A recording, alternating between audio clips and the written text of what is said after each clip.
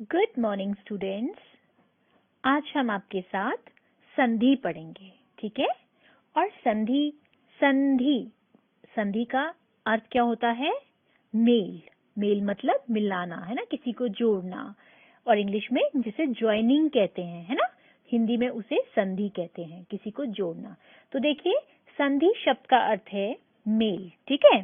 जब दो निकटवर्ती मीन्स पास वाले वर्णों में मेल होता है और उस मेल के होने से जो विकार, और विकार क्या होता है? परिवर्तन, उसे हम संधि कहते हैं। सिंपल शब्दों में आप बोल सकते हैं कि वर्णों के परस्पर मेल से जब वर्ण आपस में मिलते हैं, निकट वाले वर्ण, तो जो विकार उत्पन्न होता है, यानी जो चेंजेस आते हैं, जो परिवर्तन होता है, उसे संधि कहते हैं, ठीक है। अब देखिए, आप पहला मैंने उदाहरण दिया है, जैसे सम प्लस तोष, तो ये बना संतोष। इसमें म प्लस त जो थे, इन दोनों में संधि हुई है और ये फिर संतोष बना है। बेटा, हम आगे इसके जब इसमें एक्चुअली रूल्स लगते हैं, और अभी आपको रूल्स जो हैं, यानी कि जो नियम है, वो हम नहीं समझाने वाले, ठीक है। अभी नियम की जरूरत नहीं है, केवल जितना अभी आपके सिलेबस में है आप उतना ही ध्यान रखेंगे और समझेंगे।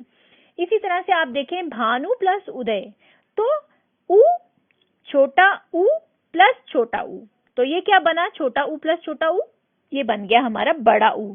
इसे वैसे बेसिकली ये दीर्घ संधि होती है, बट इसमें आपको अभी पढ़ने की जरूरत नहीं है। आप केवल याद रखेंगे संधि शब्द का अर्थ होता है मेल, है ना, जोड़ना। फिर दो निकटवर्ती वर्णों के परस्पर मेल से जो विकार यानी कि परिवर्तन होता है, उसे संधि कहते हैं। बिल्कुल बच्चे। अब देखिए संधि के भेद। संधि जो है 3 प्रकार की है, या संधि के 3 भेद हैं। कौन कौन से? स्वर संधि, व्यंजन संधि और विसर्ग संधि। अब देखिए, जब इन तीनों के हमें नाम पता चल गए, यानी कि संधि पता चल गई, संधि के भेद पता चल गए। संधि के 3 भेद हैं, स्वर संधि, व्यंजन संधि और विसर्ग संधि। देखिए, अब हम आपको बताएंगे स्वर संधि क्या होता है। देखिए, स्वर, आपको स्वर बताए थे ना मैम ने, क्या होता है? हाँ, अ से लेके ओ तक, है ना, अ से लेके ओ तक बताए थे मैम ने कि ये सब स्वर हैं। अब जब इन्हीं स्वरों में मेल होने से, इन आपस में जब स्वरों के मेल होता है, तो उससे जो विकार उत्पन्न होता है, यानी स्वरों का मेल, केवल स्वरों का आपस में मेल, दो स्वरों के मेल से होने वाले विकार को स्वर संधि कहते हैं। जैसे कि विद्या धन आलय, विद्या प्लस आलय। देखिए यहाँ पे आ, ये जो आ है, छोटा आ और फिर बड़ा आ और आ ने मिलके बड़ा आ बनाया, ठीक है। तो विद्यालय, इस नियम में जाने की जरूरत नहीं है, केवल आप उदाहरण समझिए।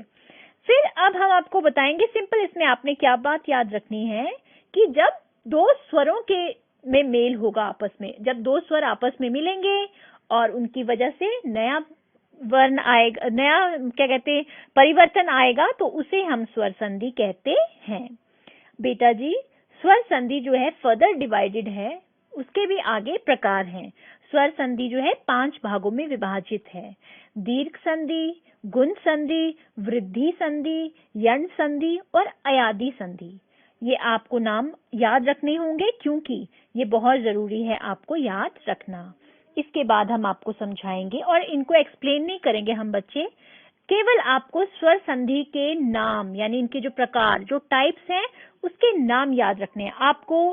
पेपर में ऐसे आ सकता है, जो भी यूटी होगा या जो भी पेपर होगा, आपका टेस्ट होगा, कि स्वर संधि के भेदों के नाम लिखो। तो जब भी आपको आएगा स्वर संधि के भेदों के नाम लिखो, तो आप बोलेंगे दीर्घ संधि, गुण संधि, वृद्धि संधि, यण संधि और अयादि संधि। अब इसी के साथ हम जो संधि का दूसरा भाग है, व्यंजन संधि, उसको करते हैं। देखिए बेटा, व्यंजन संधि। अब व्यंजन संधि क्या है? जब भी कभी किसी व्यंजन का किसी व्यंजन के साथ, यानी व्यंजन टू व्यंजन, ठीक है, या फिर व्यंजन या स्वर का, कहने का तात्पर्य क्या है? जब भी कभी व्यंजन तथा स्वर का, ठीक है, स्वर तथा व्यंजन का, या व्यंजन तथा व्यंजन का मेल होगा और परिवर्तन आएगा, तो उसे हम व्यंजन संधि कहते हैं। ये आपको याद रखनी है, किसी व्यंजन का किसी व्यंजन या स्वर से मेल होने पर जो भी परिवर्तन होता है उसे हम क्या कहते हैं बेटा? व्यंजन संधि। ठीक है, अब देखिए हमारे पास तीसरी संधि है, तीसरा प्रकार जो है हमारे पास संधि का वह है विसर्ग संधि। आपको अगर याद होगा कि मैंने आपको समझाया था बेटा विसर्ग क्या होता है, दो बिंदी समझाई थी ना जब मैंने आपको वर्ण विचार पढ़ाया था, और मैंने बताया था कि विसर्ग संधि किस तरह की आवाज आती है उसकी, ह है ना। मैंने उदाहरण भी दिए थे और मैंने यहाँ पे भी लिखे हैं उदाहरण, अंतः, प्रातः, ह की आवाज आ रही है, तो ये होता है विसर्ग, है ना। अब यहाँ पे ये टाइप है एक विसर्ग संधि। विसर्ग के बाद स्वर या व्यंजन आने पर व्यंजन में जो परिवर्तन होता है वह विसर्ग संधि कहलाता है। कि इतना याद रखना है कि विसर्ग के बाद जब भी जो दो बिंदियों के बाद कभी भी जब दो बिंदियां यानी विसर्ग है ना के बाद स्वर आएगा यानी आ से ओह तक या व्यंजन आएगा क से ज्ञ तक, तो उनके आए तो उनके मेल से बनने या होने वाले को विसर्ग संधि कहते हैं। सिंपल शब्दों में आप कह लीजिए, केवल आपने याद रखना है विसर्ग यानी दो बिंदियां, उनके बाद जब कभी भी स्वर आएगा या व्यंजन आएगा उन पर उनके आने से जो विसर्ग में जो बिंदियां हैं उनमें जो परिवर्तन होगा बेटा वो ही हमारा क्या कहलाएगा? विसर्ग संधि। देखो जैसे उदाहरण मैं आपको दे दूं, नी और दो बिंदियां प्लस चय, तो यहाँ पे क्या होगा, हम अंडरस्टूड हैं और हमें पता है ये जो दो बिंदियां हैं ये खैर ये बहुत आगे के रूल्स हैं, तो ये बनेगा निश्चय, है ना। ऐसे ये उदाहरण है, आपको उदाहरण भी देने की जरूरत नहीं है इसमें, केवल आपको इतना पता होना चाहिए। देखिए अब हम थोड़ा सा आपके साथ यहाँ पे बात करेंगे, इस टेबल को देखिए आप, संधि के भेद। बच्चे आपको पता होना चाहिए संधि की परिभाषा, संधि के भेद, और फिर फर्दर संधि जो है तीन भागों में विभाजित है, स्वर संधि, व्यंजन संधि और विसर्ग संधि। स्वर संधि क्या होता है? स्वर संधि वह होती है जब स्वरों का स्वरों के साथ मेल होने से विकार यानी परिवर्तन होता है। व्यंजन संधि क्या होती है? व्यंजन संधि होती है जब व्यंजन का व्यंजन के साथ, व्यंजन का स्वर के साथ या स्वर का व्यंजन के साथ मेल होने पर जो परिवर्तन आता है।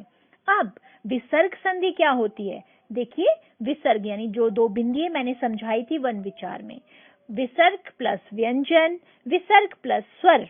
ठीक है, जब भी कभी विसर्ग के बाद स्वर या व्यंजन आए और उसकी वजह से विसर्ग में जो परिवर्तन आएगा उसे हम क्या कहते हैं?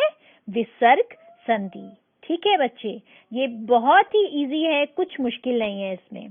अब इसके साथ साथ हम आज आपको समझाएंगे समास। समास क्या होता है? ये मैंने टॉपिक बेटा इसलिए लिया है क्योंकि ये टॉपिक जो है बेसिकली बहुत वास्ट है। समास और संधि बहुत वास्ट टॉपिक हैं, ये बेसिकली 9th 10th के टॉपिक हैं, बट आपकी व्याकरण बुक में है, तो व्याकरण बुक में है इसीलिए हम आपको करवाएंगे, पर उतना जितना कि आपके एज लेवल के अकॉर्डिंग होगा। तो आपने कोई परेशानी नहीं लेनी कि इसका इतना ज्यादा एक्सपेंडेड फॉर्म में नहीं, जितना मैं बोल रही हूँ, जितना मैं करवा रही हूँ, केवल आप उतना ही लर्न करेंगे।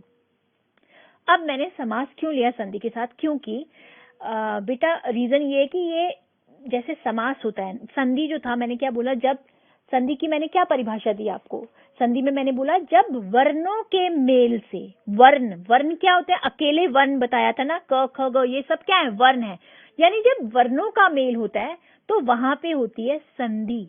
ठीक है, परंतु जब शब्दों का मेल होता है, और ये बात आपने जरूर याद रखनी है, जब शब्दों का मेल होता है, अब वहां पे था परस्पर वर्णों के मेल, है ना। अब यहाँ पे आपने क्या याद रखना है? समास में परस्पर संबंध रखने वाले दो या दो से अधिक शब्दों के मेल को समास कहते हैं। शब्दों को, जब दो शब्द आपस में मिलते हैं वहां पे समास होगा, जब दो वर्ण आपस में मिलेंगे तो वहां पे क्या होगा बच्चे? वहां पे होगा संधि। आई थिंक आपको ये जो एक वेरी इंपॉर्टेंट पॉइंट है ये आपको समझना पड़ेगा कि सिंपल याद रखना, जब भी वर्ण का मेल होगा तो वर्णों का मेल संधि कहलाएगा, जब भी दो निकटतम शब्दों का मेल होगा तो वह समास कहलाएगा।